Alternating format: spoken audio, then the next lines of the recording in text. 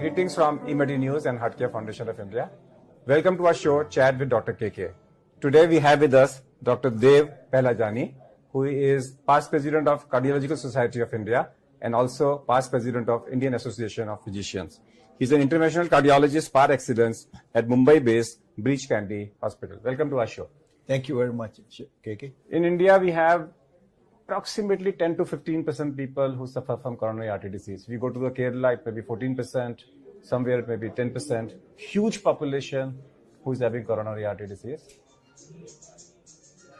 A large number of them, say around 7 to 8% of them, may end up into a ischemic pain like angina, heart pain, or heart attack if they occur. So chest pain in them is a very, very, very important subject. So we are going to focus our discussion on how to differentiate a heart attack from angina, how to diagnose a heart attack, and when to say it is a medical emergency or not. So if a person comes to you or in an emergency room with a chest pain, what should be the role of a family physician? How we should be able to differentiate that he is not missing a heart attack? KK, is very, very important for somebody to identify a chest pain which is possibly due to the heart attack, or what in medical terminology we call it as a myocardial infarction. And many times, unfortunately, this chest pain, which is due to myocardial infarction or due to the blockage in the coronary arteries, is misdiagnosed or sort of ignored as a gas pain. And I always tell jokingly a small sort of a citation or something which I read in the book on angina pectoris, that the graveyard is full of people who died of gas trouble. So I think my warning to people is that when you get a chest pain for the first time, or your patient to the doctors, I would say, if your patient who is an adult patient, especially a male patient who is above the age of 45 or 50, gets first time chest pain in his life, and especially the pain is located in the center of the chest, what one calls as the substernal area, one should not ignore this pain. Particularly if this pain radiates to the shoulders, goes to the arms, goes to the jaw, goes to the back, and it's like a squeezing pain or some pain which is like a pressure on the chest, should be taken up very seriously and would need a further evaluation. Can I take it as that any discomfort, pain, burning, acidity attack, or abdominal fullness appearing for the first time in life after the age of 40, which is not unexplained, which cannot be explained, first rule out heart attack? Absolutely. That means first attack of acidity after the age of 40, rule out heart attack. There's something which is very unusual for the patient that he has never complained. Even as you said, acidity. Say, for example, the patient has been eating well and never had an acidity pain. For the first time, he lands up in doctor's office or goes to the emergency medical services department, and he says, I got an acidity pain, a burning pain in the upper abdomen. Of course, other causes have to be ruled out, but a very important heart attack should also be ruled out. So anything unexplained, anything for the first time, anything which is unusual. Anything which is unusual. Right. Okay. The other thing is that many times the heart attack might have come as an acute pain, but if you take a careful history as a doctor, and if he gives a history for last few days, he says, I've been walking and getting some discomfort in the chest, or after eating meals, I've been getting substernal or the chest pain or pain in the arms or shoulders. Or he says, for last few days I've been sleeping and I don't feel comfortable. I get something in the chest, I have to wake up, sit up. Then once I sit up, I go back, I feel nothing in the morning. Take it seriously. So the warning always comes. Always. Invariably. In how many percentage of cases a person may get directly a heart attack without a warning? Well, I would feel that 50 to 60% patients get a heart attack without warning. And the first time they land up is in emergency medical services, and then you see that they got a heart attack or a myocardial infarction. But in many of them, you do see patients who get this kind of a warning symptom. The only thing you don't want to miss in a patient with chest pain is dissection of aorta, that is the rupture of the artery, the main artery which is supplying blood to the brain. You don't want to miss. And also you don't want to miss is a clot from the leg going into the lungs. Especially KK is a patient, say for example an executive who has gone on who came back from a long journey traveling in the plane, and then he says that I'm getting breathlessness, I'm getting chest pain.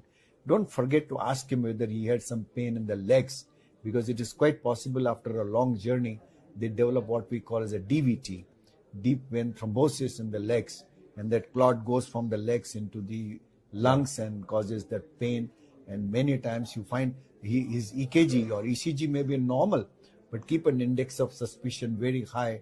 Ask a history whether he had that long journey, whether he's getting pain in the calf muscles from where the clot might have gone. So don't forget to rule out a pulmonary embolism also in such a patient. Does the symptoms of heart attack differ in men and women? We say that women it is more atypical, and in women because we say it because the mortality and morbidity are higher. What are the symptoms in a women? Like many times in the woman, the pain may not be classical, very classical in the substernal area. Sometimes it may be on the left parasternal area. Sometimes the pain may be more like a pricking pain, and the pain may be a little bit more diffuse pain in these females. And many times women may not give you a history that they got the pain on walking, because many of the women are little sedentary. They are not more active like men who keep on going to the gym, or they walk and they climb up and down staircases that the pain can get unmasked. In many of them, the pain can remain sort of dormant for some time, and so therefore the pain may not be very, very evidently like a cardiac pain in these patients. Sometimes they get fatigued, they feel that they don't feel too good, and these are very atypical symptoms. Atypical symptoms. What about people who are 80 plus? Who are 80 plus? 80 plus. In them also you see that sometimes the pain may not be like a typical substernal pain, because again these are the people who are sedentary. 80 plus people are more at the home, and they get more breathlessness rather than a severe chest pain. The reason being, most of them have got a very diffuse disease, and because of the diffuse disease, when they get a heart attack, the left ventricle fails, so they get more breathless, they get rales in the lungs, and many times in these patients the symptoms are sort of attributed to some chest infection, because he's an old man, gets a chest infection. Some people feel, okay, he's got something like a bronchitis and he's got an allergy. So in such patients, even if they get breathlessness or cough, do not forget to rule out that this may be because of the left ventricular failure that they got because of the ischemic heart disease. What is the youngest patient you've seen with acute heart attack? Oh, the youngest patient that I've seen is about 16 years, young boy. Any reason, or it's a... Yeah, I think that patient, I remember he was in our Sion hospital where I was a professor of cardiology. He had a nephrotic syndrome. And as a result of nephrotic syndrome, nephrotic syndrome is a problem with the kidneys where they get a lot of proteinuria. And because of that, they get a very high cholesterol also. His cholesterol was in the range of about 350 or 400 milligrams. And he had an anterior wall myocardial infarction. So to pick up such cases, at what age the first cholesterol should be checked up? I would feel that the cholesterol checking, routinely speaking, I think one should check at least from 30 years of age. Because one thing one must remember, we always have been teaching people that the prevention must start from childhood. Because ultimately, atherosclerosis does not start very late in life. It starts from actually early childhood. So if you say that I'm going to pick up cholesterol right from childhood, it's probably sort of not a very wise thing, because then we will be subjecting so many people to cholesterol checking in the childhood. At the age of 30, you must 30, I would feel 30 should be the reasonable figure. Okay. Some executive checkups, people will say 40 years. But I feel 30 should be. If a person comes with chest pain and his ECG is classic and he has a classic pain, do I still need to have enzymes, because tests like TROP-I are a little bit costly? Well, I would feel that if you do a TROP-T, TROP-I, and TROP-I, as you know, is quantitative, TROP-T is qualitative, and CPK-MB is again gives us the extent of myocardial necrosis. I would feel that even if there are ST elevations, you find that the patient has got signs of myocardial infarction, I would like to do these tests. The reason is, I'm going to subsequently follow this patient. If I find that the serum enzymes are going up, I know that see the response of the you treatment. want to see the Come response. back to other than the topic. What are your hobbies? Oh, my hobbies? I am very fond of Hindi, old Hindi music. As a matter of fact, you'll be surprised. I can sing also. Doesn't look like. Yeah, I know. I'm very 2 minutes. Give me 2 lines. Give me 2 lines. You want me Yes, to on give the you? God, 2 lines. Absolutely. Okay, all right. Give you 2 lines. आपके हसीन रुख पे आज नया नूर है मेरा दिल मचल गया तो मेरा क्या कसूर है. So, do you feel that people who sing, they get less heart attacks? I think so. And people who listen and absorbed into it also get less heart Also attacks? get, because they are Because all, music is healing. yeah, they are all in the waves, Now, waves I of just eternity. I just want to add something in music, that whenever I get a physical pain, the sound which will come will be a vowel. Ah, E, U, A, ouch. Right, And vowel chanting produces interleukin 2. right. Whenever I weep, I produce a sound which is nasal consonant. Ma, na, ga, na, na. Yeah. Na, ga, These are weeping sounds. And weeping sounds produces delta activity in the brain. So Om chanting, chanting, Im chanting, chanting, Hum chanting, Amin, Amin, they all produces interleukin 2 and tranquilizers. Therefore, they are healing sounds. And also, if I reduce my respiratory rate during singing, I go to parasympathetic mode. And if I increase my respiratory rate, I go to sympathetic mode. So, Ati Kya Khandala is a sympathetic stimulant. E Malik Tere Bande Hum produces parasympathetic. So, music is a cardiology prescription. Right. It is very relaxing. I can tell you. You feel that if you would not have been a cardiologist, you would have been a singer? I don't know what you listened just now. So if you I'm feel saying. my That's what I'm sound, saying. my voice was good, maybe I would have been a singer. I don't know. But that depends upon the listeners if they felt that it was good. If the Prime Minister of India calls you Yeah. and asks you to become a health minister for a day, Yeah. what will you do as a policy change, major policy change? I think that's a very good question. I think I will do at least 2 things. Number one, I will see that the sanitation and the water supply to the villages and the cleanliness. So that is sanitation. So That one, is- you will work on sanitation. Sanitation and water supply. I think cleanliness And water will be- supply. and, Safe water that will supply. reduce the infections. It will reduce the. So sanitation and safe water Yeah. supply. The second thing I would feel that today, I'm a cardiologist, so maybe my whole thing is biased, but I see the figures of the coronary artery disease deaths in the country, and I'm sure you are also aware. You have been writing, you have been putting it on the net. You're creating a lot of public awareness. Maybe 33% of the deaths in this country in the adult population are due to coronary artery disease. That's the most productive segment of our society. And our Prime Minister is a finance man. So if he wants to increase the finances of this country, He must he take should care of that. see that this segment of the people is taken care of. And that people above the age of 40 is the most productive period of our life. So if he wants to increase the finances, he and our finance minister see that a lot of funds are diverted to this. If I was health minister, I will force him Absolutely. to divert these funds So to, if, to cardiology.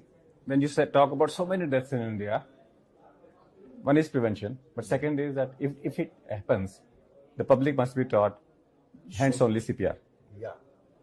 That within 10 minutes of clinical death, Yes. for the next 10 minutes, they should be able to do 10 into 10, 100 compressions per minute. Right. So do you feel that should become like lot should of be a- awareness must be there to teach them? You can't be more right than this. I can tell you that this is there should be public awareness, and there should be out of hospital resuscitation done by the lay public. I think the people in every lane, every office, there should be some people who should be designated to teach how to do a CPR. So at the end, let me come back to fun. And the fun is that I listened to once Shatrughan Sinha, and he says he's the most misspelled person in the earth. Whenever he goes to people spell him differently, talk about him differently. And I also heard you many times that people, when they talk to you, that you have started talking yourself as Dr. Dev. You don't want your surname to be spelled because most of the people spell differently. Just for the fun, how do different people try to spell you out? Well, I will tell you, KK. Right from beginning, my name is last name is Pahlajani, Pahlajani, right? It's very simple, and that the Pahlaj has come from Prahalad. And in Sindhis, you know, we don't have a Jor Shabd, like Shakti. We don't have Jor Shabd. Okay? So Prahalad is a Jor Shabd. Raha is a Jor Shabd. So we say Pahlaj. Prahalad is pronounced as Pahlaj. My grandfather's name was Pahlaj Rai. From there, our surname has come as Pahlajani. But somehow the people who hear my surname, they either misspell or mispronounce. I'll give you some example. Somebody call me Pahlajani. Simple. Very simple. I could tolerate that. Somebody used to call me Pailajani. Somebody call me Paglajani. And to top it off, somebody called me Palwanji. And spelling, nobody has spelled my name correctly, including the income tax people. And I'm very happy because then the demand goes to somebody else. But somehow they got my PAN number. So that's why the demand again rebounces back to me. Somebody spells my name Pahi. Somebody says Paha. Then somebody says Pahlajan. So I is missing from the end. So you can imagine hundreds but only thing is that somebody in America, when I talked to my boss, I told him I want to join your department. He said, please tell me the spelling of your name. So I gave him the spelling of my name. Believe you me, in 2 years of fellowship that I spent with him, I never heard him mispronouncing my name or misspelling my name. So the message is very clear. Though it was a part of fun, but it's an etiquette that when you are talking to anybody, and that etiquette very clearly is never spell a person's name wrong and never spell or pronounce a person's name wrong, but it hurts because a person's identity is lost if you spelling wrong or if you write his name with a different spelling. So that's all for today. Let's thank our guest. Thank you very much. I'll call you as